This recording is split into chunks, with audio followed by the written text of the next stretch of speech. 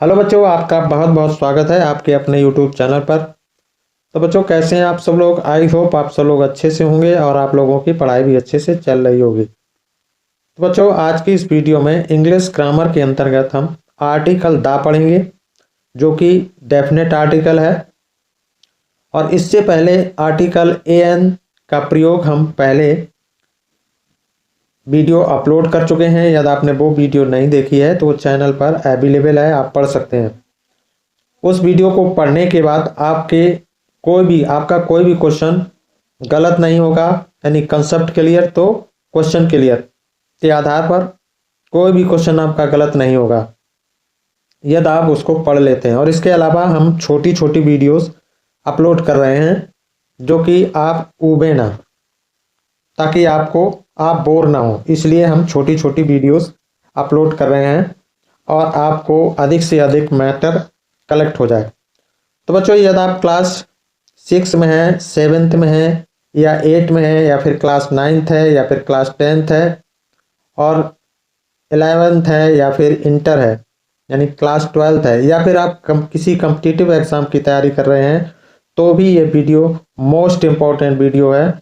क्योंकि यहाँ से जो कोई भी क्वेश्चन अगर बनेगा तो आप 100% अटेम्प्ट कर पाएंगे। तो बच्चों, यदि आपने नाउन की वीडियो नहीं पढ़ी है, प्रोनाउन की video, adjective, verb, adverb, preposition यानी सभी पार्ट्स ऑफ स्पीच की वीडियोस अवेलेबल हैं चैनल पर, सर्च करके आप पढ़िए। ना सर्च कर सकें तो चैनल की प्लेलिस्ट में जाइए और प्लेलिस्ट निकाल कर आप पढ़िए, तो आपको सारा कंटेंट मिलेगा यहाँ पर। तो बच्चों, समय को ना वेस्ट करते हुए शुरू करते हैं वीडियोस को। यूज ऑफ द आर्टिकल का यूज पढ़ेंगे आज हम। तो आज का पहला पॉइंट है, यदि सिंगुलर काउंटेबल नाउन किसी सेंटेंस में पहली बार आता है, यदि सिंगुलर काउंटेबल नाउन किसी सेंटेंस में पहली बार आता है, यदि आपने काउंटेबल और अनकाउंटेबल की नाउन की वीडियो नहीं पढ़ी है तो चैनल पर अवेलेबल है, पढ़ सकते हैं आप, उसमें दिया है, तो आप समझ लें काउंटेबल और अनकाउंटेबल नाउन क्या होते हैं। तो यदि singular countable noun, singular means एक वचन, काउंटेबल नाउन किसी सेंटेंस में पहली बार आता है तो उसके पहले ए एन का प्रयोग करेंगे, यानी ए एन का प्रयोग किया जाता है। यदि वही नाउन दूसरी या तीसरी बार आता है या दूसरी या तीसरी बार आए तो उसके पहले दा का प्रयोग करेंगे। जैसे एग्जांपल से समझ लेते हैं, I bought a book, I bought a book, और इसी बुक के बारे में यहाँ पर एक ही, इस बुक में यानी इस सेंटेंस में बुक के पहले नाउन, बुक के पहले हमने ए का प्रयोग किया है, तो आई बाउट ए बुक। और जब इसी नाउन के बारे में बात की जाए तो उसके पहले दा का प्रयोग किया जाता है। तो यानी सिंगुलर काउंटेबल नाउन किसी सेंटेंस में पहली बार आता है तो ए या एन का प्रयोग करेंगे, और ए एन का प्रयोग की हम वीडियो पहले अपलोड कर चुके हैं। तो कहाँ पर ए का प्रयोग होता है और कहाँ पर एन का प्रयोग होता है, तो चैनल पर वीडियो अपलोड है, आप पढ़ सकते हैं। तो इसके पहले सबसे पहले ए का प्रयोग होता है, और वही इसी नाउन का प्रयोग अगर दूसरी बार उसी सेंटेंस में किया जाता है तो उसके पहले, उस नाउन के पहले दा का प्रयोग होगा। यहाँ पर दा का प्रयोग है, the book is costly. I hope आपको समझ में आ गया होगा। इसी प्रकार से अगला है, ही हैज़ ए पेन। तो ए पेन पहली बार इस नाउन, काउंटेबल नाउन के पहले हमने ए का प्रयोग किया, आर्टिकल ए का प्रयोग किया है, और इसी आगे जब इसी नाउन की बात की जाती है तो उसके पहले दा का प्रयोग किया जाता है। The pen is new. इसी प्रकार से अगला समझ लेते हैं, दिस इज एन एप्पल। अब यहाँ पर एन का प्रयोग किया गया है, तो इसकी वीडियो हम पहले बना चुके हैं, यदि आपने नहीं पढ़ी है तो पढ़ें। दिस इज एन एप्पल, और इसी नाउन के पहले, एप्पल के पहले यहाँ पर दा का प्रयोग किया गया इसी सेंटेंस में। तो this is an apple, the Apple is sweet. तो दूसरी बार इस नाउन के लिए, दूसरी बार उसी नाउन के लिए किसका प्रयोग करेंगे? दा का प्रयोग करेंगे। तो आई होप आपको समझ में आ गया होगा। नेक्स्ट रूल देखते हैं। अगला पॉइंट है, सिंगुलर काउंटेबल नाउन के पहले पूरी जाति यानी स्पेसीज का बोध हो तो ए एन या दा का प्रयोग करेंगे। ए या एन का प्रयोग करें या फिर दा का प्रयोग करें, इससे वाक्य के अर्थ में कोई परिवर्तन नहीं आता है। जैसे the cow is a gentle, the cow is gentle यानी गाय सीधी होती है, तो ये यहाँ पर पूरी गाय जात का, पूरी गाय जाति का बोध हो रहा है। इसी प्रकार से एक काउ इज जेंटल, तो यहाँ पर यह हम दा का प्रयोग करें या फिर ए का प्रयोग करें, लेकिन इसके अर्थ में कोई अंतर नहीं आता है, यानी इससे भी इनसे पूरी गाय जात का बोध होता है, यानी उसके अर्थ में कोई अंतर नहीं आता है। कहने का भाव ये है कि द काउ इज जेंटल, तो इसका भी अर्थ क्या होता है, गाय सीधी होती है, और ए काउ इज जेंटल इसका भी अर्थ गाय सीधी होती है, दोनों के अर्थ समान है, तो इसके अर्थ में कोई परिवर्तन नहीं आता है। अगला पॉइंट है द स्नेक इज फियरफुल, यानी सांप भयानक होता है। और इसी प्रकार से अब यदि हम ए का प्रयोग कर देंगे, ए स्नैक इज फियरफुल, तो भी इसके अर्थ में कोई अंतर नहीं आएगा, यानी सांप भयानक होता है, दोनों के अर्थ समान होंगे क्योंकि पूरे सांप जाति का बोध हो रहा है। तो कहने का भाव ये है कि यदि सिंगुलर काउंटेबल नाउन के पहले पूरी जाति का बोध हो तो उसके पहले ए एन का प्रयोग करें या फिर दा का प्रयोग करें, तो उसके अर्थ में कोई परिवर्तन नहीं आता है। अगला पॉइंट है सुपरलेटिव डिग्री के पहले दा का प्रयोग करेंगे, यानी सुपरलेटिव डिग्री के पहले दा का प्रयोग किया जाता है। जैसे Annu is the best girl in the class, Annu कक्षा में सबसे अच्छी लड़की है, तो यहाँ पर द बेस्ट, बेस्ट के पहले दा का प्रयोग किया गया है, यानी सुपरलेटिव डिग्री के पहले दा का प्रयोग किया जाता है। Mister Sen is the wisest person in the area, तो यहाँ पर सुपर यानी सुपरलेटिव डिग्री वाइजेस्ट है और वाइजेस्ट के पहले दा का प्रयोग किया गया है। इसी प्रकार से Neha is the most intelligent, तो यहाँ पर इंटेलिजेंट के पहले मोस्ट और उसके पहले दा का प्रयोग किया गया है, क्योंकि ये जो है इंटेलिजेंट ऐसा वर्ड है कि इनके पहले कुछ एडजेक्टिव ऐसे होते हैं जिनको कंपैरेटिव और सुपरलेटिव बनाने के लिए मोर मोस्ट का प्रयोग किया जाता है। तो यहाँ पर इंटेलिजेंट के पहले मोस्ट लगाया गया, उसके लिए दा का प्रयोग किया गया। तो आई होप आपको समझ में आ गया होगा। इसी प्रकार से Sachin is the fastest bowler in the team, तो यहाँ पर सुपरलेटिव डिग्री के पहले दा का प्रयोग किया गया है। तो आई होप आपको समझ में आ गया होगा, यानी सुपरलेटिव डिग्री के पहले दा का प्रयोग किया जाता है। आगे है जब एडजेक्टिव का प्रयोग नाउन की तरह हो, यानी जब एडजेक्टिव का प्रयोग एक नाउन की तरह होता है तो उसके पहले दा का प्रयोग किया जाता है। जैसे द रिच, रिच क्या है, एडजेक्टिव है, पुअर क्या है, एडजेक्टिव है, और इसके पहले जब इसका प्रयोग नाउन की तरीके से प्रयोग किया जाता है तो वहां पर दा का प्रयोग किया जाता है, यानी the rich should help the poor, अमीरों को गरीबों की सहायता करनी चाहिए। इसी प्रकार से अगला है there is a school for the blind in the city, यानी जो विद्यालय है वो अंधों के लिए, शहर में अंधों के लिए विद्यालय है। तो यहाँ पर द ब्लाइंड, ब्लाइंड के पहले ब्लाइंड चूंकि क्या है, ब्लाइंड, ब्लाइंड क्या है, ब्लाइंड एडजेक्टिव है और नाउन की तरह इसका प्रयोग किया जाता है, तो उसके पहले दा का प्रयोग किया जाता है। तो आई होप आपको यह भी पॉइंट क्लियर हो गया होगा। आगे चलते हैं, the old should be respected. अब देखो यहाँ पर ओल्ड, तो ये क्या है, एडजेक्टिव का प्रयोग एक नाउन की तरीके से किया गया है, तो इसके यहाँ पहले दा का प्रयोग किया जाएगा। तो आई होप आपको समझ में आया होगा। यानी वृद्ध व्यक्तियों का सम्मान होना चाहिए, तो यहाँ पर क्या है, तो यहाँ पर दा का प्रयोग किया गया है। एडजेक्टिव के पहले, तो ये एक नाउन की तरीके से प्रयोग किया गया है, तो वहां पर दा का प्रयोग किया जाता है। नेक्स्ट पॉइंट पर चलते हैं। The needy should be helped. अब देखो यहाँ नीडी के पहले दा का प्रयोग किया गया है, तो एडजेक्टिव पहले दा, एक नाउन की तरीके जब प्रयोग किया जाता है, जब एडजेक्टिव का प्रयोग नाउन की तरह हो तो उसके पहले दा का प्रयोग किया जाता है। इसी प्रकार से अगला है the educated should teach the uneducated. इसी प्रकार से द विक्ट मस्ट बी पनिश्ड, तो इसके पहले यहाँ पर ये द का प्रयोग किया गया है। तो आई होप आपको समझ में आ गया होगा।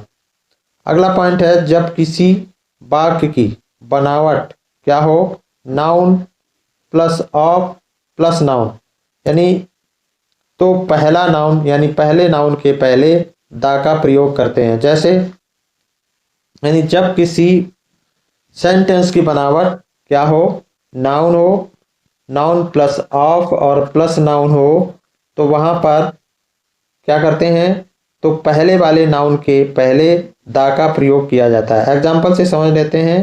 The God of Africa. अब देखो यहाँ ये नाउन है और ये भी नाउन है, ये भी नाउन है और ये भी नाउन है, और इसके बीच में क्या है, ऑफ है। तो यहाँ पर इस पहले वाले नाउन के पहले किसका प्रयोग किया जाता है, दा का प्रयोग किया जाता है। तो आई होप आपको क्लियर हो गया होगा। I like the T of Darjeeling. तो दार्जिलिंग क्या है, नाउन है, और इसके पहले टी नाउन है और इसके पहले ऑफ लगा, बीच में ऑफ लगा हुआ, तो पहले वाले नाउन के पहले दा का प्रयोग किया जाएगा। तो आई होप आपको ये भी पॉइंट क्लियर हो गया होगा। आगे चलते हैं। यदि आपको वीडियो पसंद आ रही हो तो वीडियो को लाइक करें। अगला पॉइंट है वैज्ञानिक आविष्कारों, यानी वैज्ञानिक आविष्कारों के पहले यानी साइंटिफिक इन्वेंशंस के पहले दा का प्रयोग करेंगे, यानी दा का प्रयोग किया जाता है। एग्जाम्पल से समझ लेते हैं। Who invented the bicycle. अब देखो यहाँ पर जो बाइसिकल है, इस बाइसिकल ये इन्वेंटेड है, यानी साइंटिफिक इन्वेंशन है।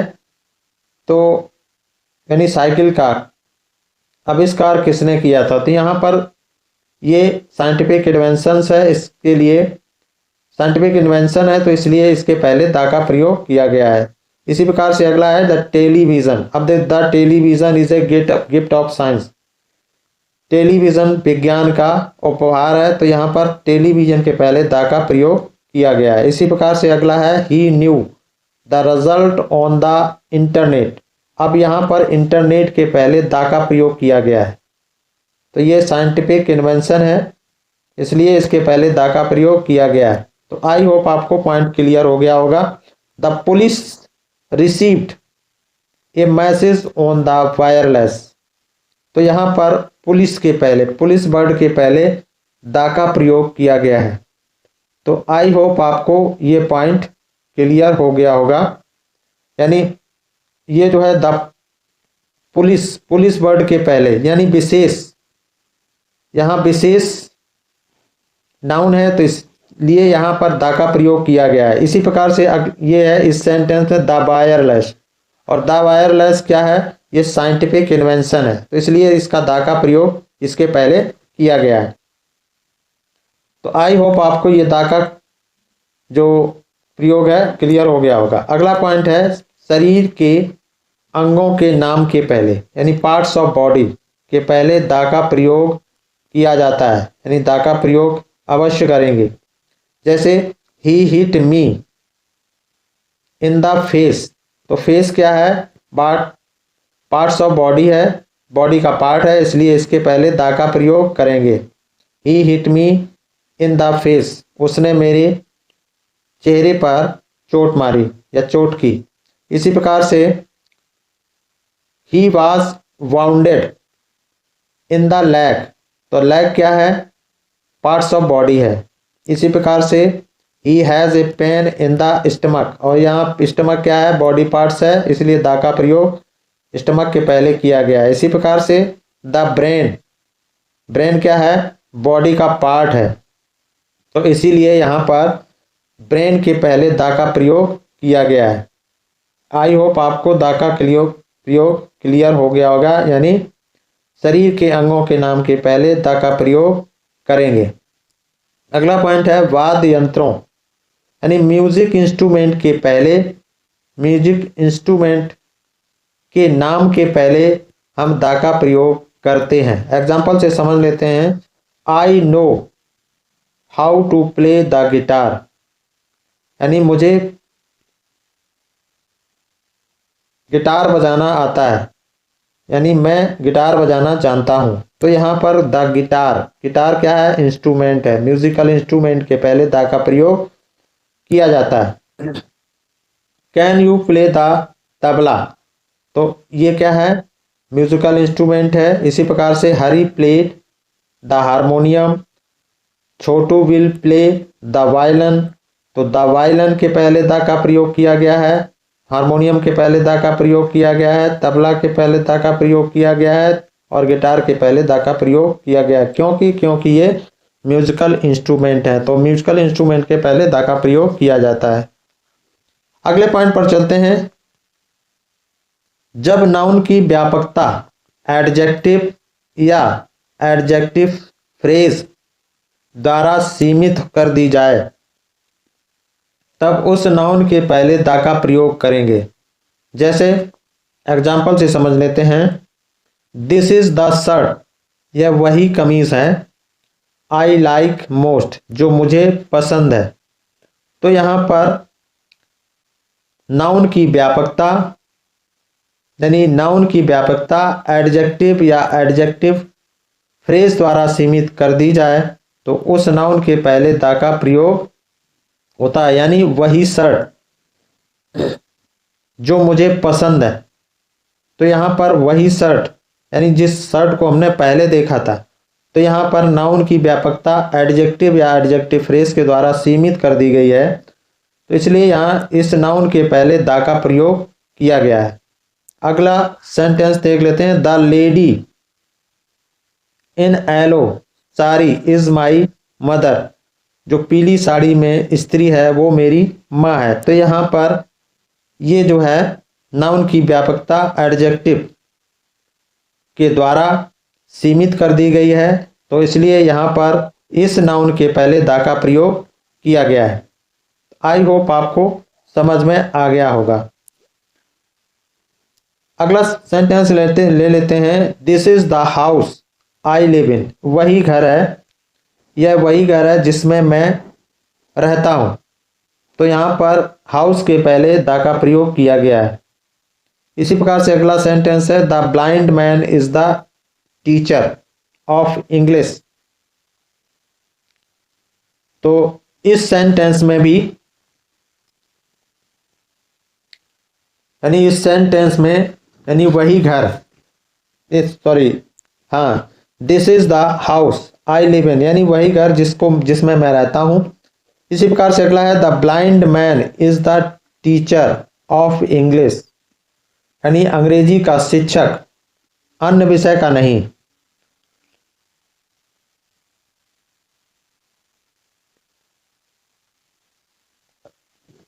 तो आई होप आपको यह सेंटेंस भी समझ में आ गया होगा और यहाँ पर द का प्रयोग किया गया है, तो आपका द का प्रयोग आपको समझ में आ गया होगा, यानी वही टीचर। द ब्लाइंड,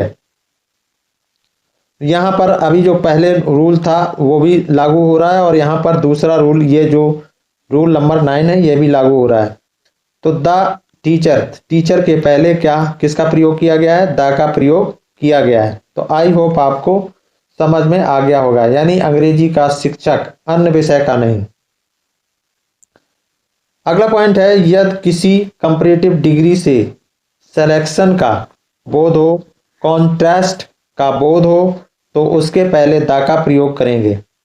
यानी यदि किसी कंपैरेटिव डिग्री से पहले सिलेक्शन यानी चुनाव और या कॉन्ट्रास्ट यानी विरोध का बोध हो, तो उससे पहले द का प्रयोग करेंगे। जैसे Rajesh is the wiser of the two, तो यहाँ पर एक दूसरे के यानी सिलेक्शन में है, या हम समझेंगे कॉन्ट्रास्ट में यानी विरोध में, एक दूसरे के अपोजिट है। तो राजेश इज वाइजर, राजेश बुद्धिमान है, ऑफ द टू, दोनों में से। तो यहाँ पर दा का प्रयोग किया गया है, वाइजर के पहले दा का प्रयोग किया गया है। तो आई होप आपको समझ में आ गया होगा। अगला पॉइंट लेते हैं, this is the better, this is the better of the two pens. तो यहां पर दा का प्रयोग किया गया है और यहां पर भी दा का प्रयोग किया गया है, तो अच्छी तरीके से समझ लीजिए। तो this is the better of the two pens.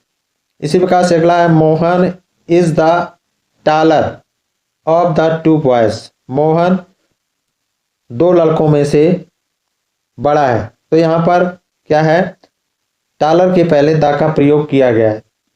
तो इसी प्रकार से अगला है, ही is the cleverer of the to, यानी वह दोनों से चतुर है। तो यहां पर द का प्रयोग किया गया है। तो आई होप आपको समझ में आ गया होगा कि यदि किसी कंपैरेटिव डिग्री से पहले सिलेक्शन या कॉन्ट्रास्ट का बोध होता है तो उसके पहले द का प्रयोग किया जाता है। अगले पॉइंट पर चलते हैं, यदि सेंटेंस में यानी सिंगुलर काउंटेबल नाउन के पहले द का प्रयोग कब किया जाता है, जब हिंदी के अर्थ के हिसाब से या की दर से के अर्थ में के हिसाब के या की दर के दर से के अर्थ में सिंगुलर काउंटेबल नाउन के पहले द का प्रयोग किया जाता है। जैसे petrol is sold by the litre, यानी पेट्रोल लीटर के हिसाब से बिकता है। तो यहाँ पर द लीटर के पहले द का प्रयोग किया गया है। इसी प्रकार से eggs are sold by the dozen, दर्जन के हिसाब से अंडे बिकते हैं। इसी प्रकार से sugar is sold by the kilo, और यानी चीनी किलो के हिसाब से बिकती है। तो यहाँ पर किलो के पहले द का प्रयोग किया गया है। इसी प्रकार से cloth is sold by the metre, कपड़ा मीटर के हिसाब से बिकता है। तो यहाँ पर मीटर के पहले द का प्रयोग किया गया है। तो आई होप आपको समझ में आ गया होगा कि हिसाब की यानी के हिसाब से और की दर से के अर्थ में सिंगुलर काउंटेबल नाउन के पहले द का प्रयोग किया जाता है।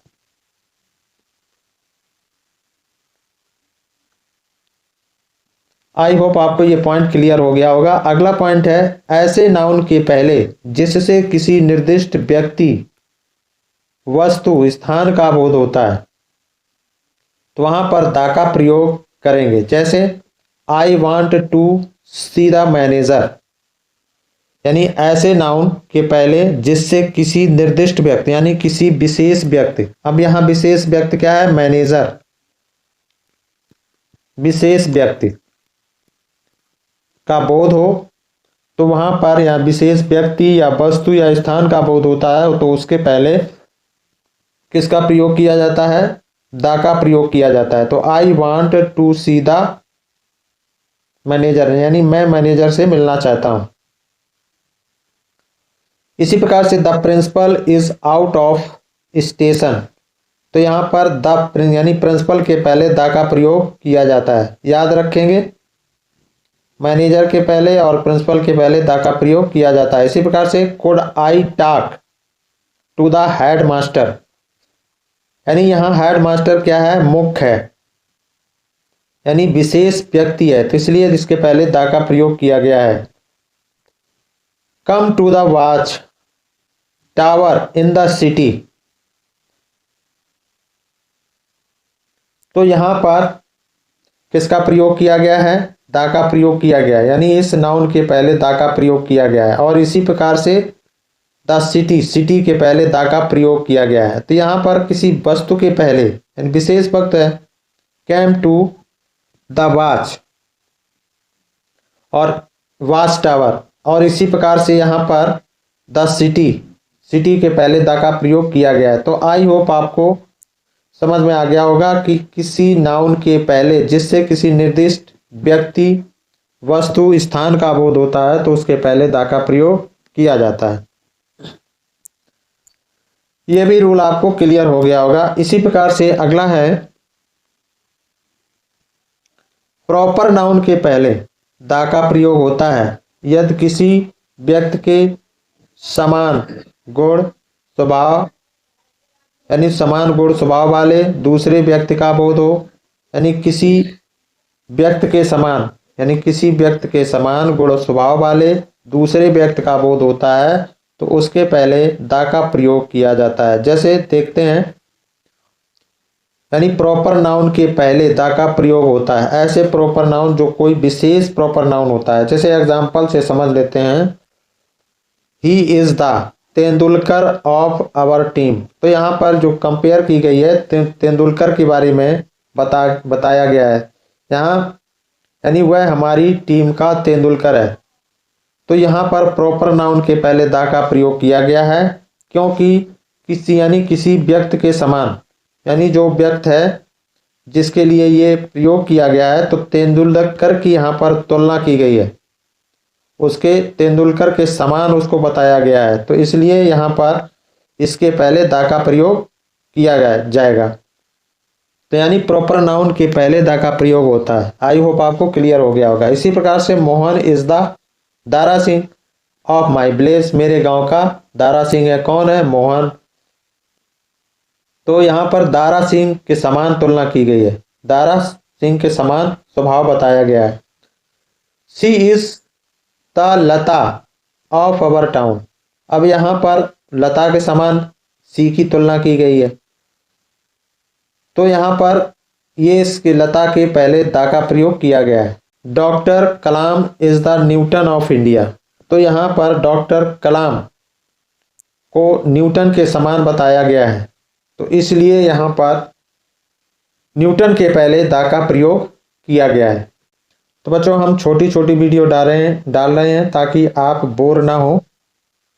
तो छोटी छोटी वीडियो हैं, सभी निकाल के पढ़ डालिएगा, आपका सारा क्वेश्चन यहीं से क्लियर हो जाएगा। एक वीडियो और आएगी आर्टिकल की, यानी ये आर्टिकल पार्ट 3 देंगे हम, जिसमें सारा कुछ एक्सप्लेन कर देंगे। ये पार्ट 3 और आएगा, और इसीलिए हम इसको पार्ट वाइज डिवाइड कर रहे हैं ताकि आपको पढ़ने में आसानी हो, आप बोर ना हो, आपको ज़्यादा से ज़्यादा आपके पास कलेक्शन हो, ताकि आप क्वेश्चन बड़े आसानी से अटेम्प्ट कर सकें।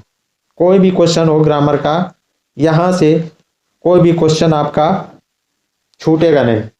तो थैंक्स फॉर वॉचिंग, फिर मिलते हैं नेक्स्ट वीडियो में। Thank you so much.